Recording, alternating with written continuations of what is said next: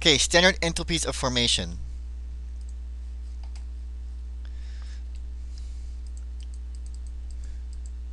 Okay, so whenever we're forming bonds, energy is going to be released. And when we're breaking bonds, energy is going to be absorbed. So let me give you an example of this. So here we have CH4, so methane gas, is going to react with oxygen to form carbon dioxide and water. So we're using an example of a combustion reaction. To begin with, the carbon and the hydrogen have to break apart, and it needs to absorb 75 kilojoules of energy for that to happen. So here's my 75 kilojoules. It absorbed that amount of heat. The bonds are now broken. They are now broken down into their elements. Oxygen in this case does not need to absorb any energy. It still stays O2.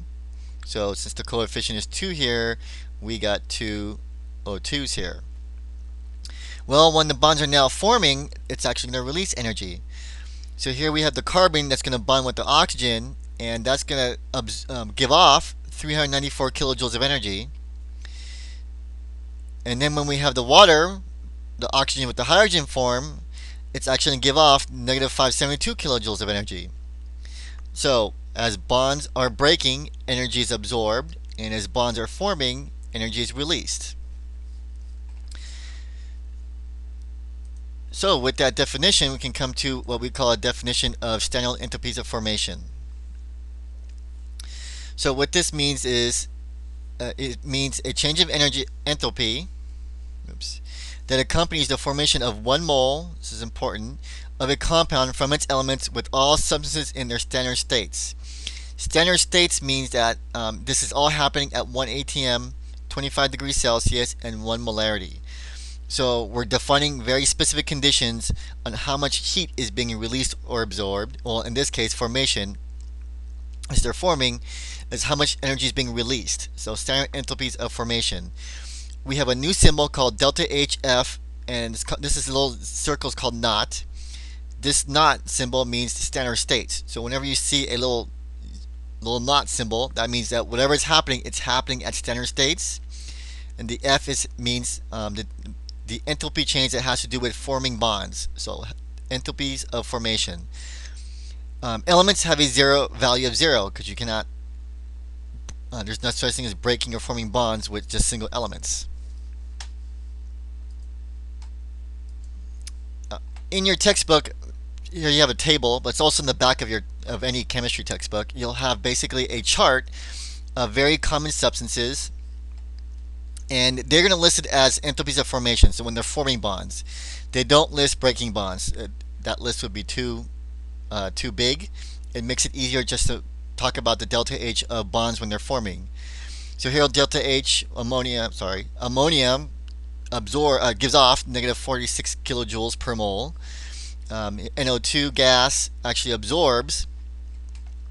So we have this is just a small list. This is an example of just different compounds, and the list can either be, they're mostly going to be a negative number giving off heat, but some will actually be absorbing heat depending on the compound.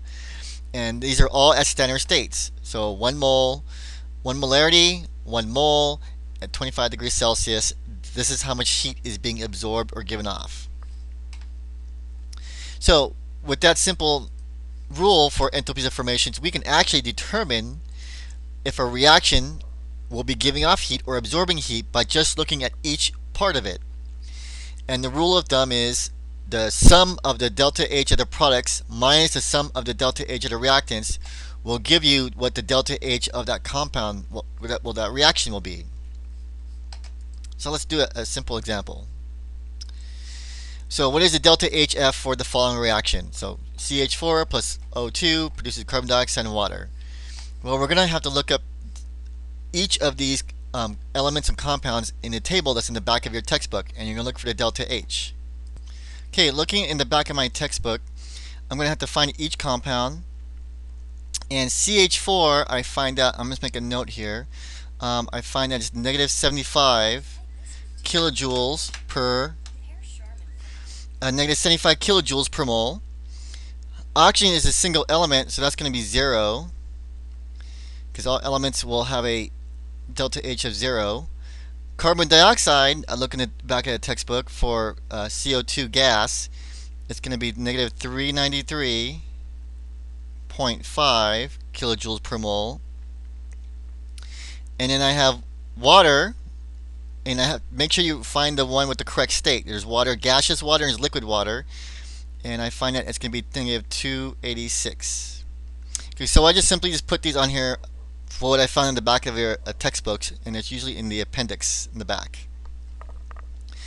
Well, if I want to find delta H for this reaction, it's going to be the sum of the products minus the sum of the reactants. So since my product is CO and water, I only have one CO, so it's going to be the sum. So negative 393.5 plus, and I'm going to put this all in brackets because these are my products. I have two waters, so I'm going to put 2 times negative 286. So that is the sum of my products. The coefficients do matter in the reaction, and you have to double them or whatever coefficients there, minus the sum of my reactants. So I have negative 75 plus, well, 2 times a 0 is going to be a 0, but I will just write it regardless. So this is my reactants. I made sure my coefficients followed suit. These are my products. These are my reactants. And now we just simply do the math and solve. So I'm going to plug this in my calculator and see.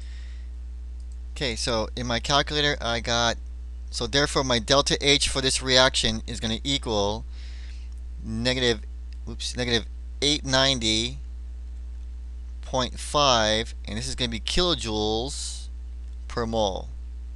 Be careful if a question asks you under units. So this reaction, and this is what's expected in a combustion reaction, it's definitely going to give off heat. And here I can see my delta H is a negative number, so it's definitely giving off heat. And it's giving off a fair amount of heat to be a combustion reaction. Okay, I want you to I'd like you to try this problem on your own. So what is the delta HF naught for the following reaction? So here's an example. Go ahead and click pause, try this out, and see what you get. Alright, so here's how it was solved. I have to do products minus reactants, so I looked these up. So 4 times NO2, so that's going to be 4 times 34, plus 6 waters, so I have 6 times the delta H of water, minus the reactants, so 4 of the NH3s, I found NH3 in the back, and since oxygen is a single element, it's going to be 0. I'll plug it in, products minus reactants, and my delta HF naught for the entire reaction will be negative 1396 kilojoules per mole. Extremely exothermic, negative number, makes complete sense. Alright, that completes this podcast.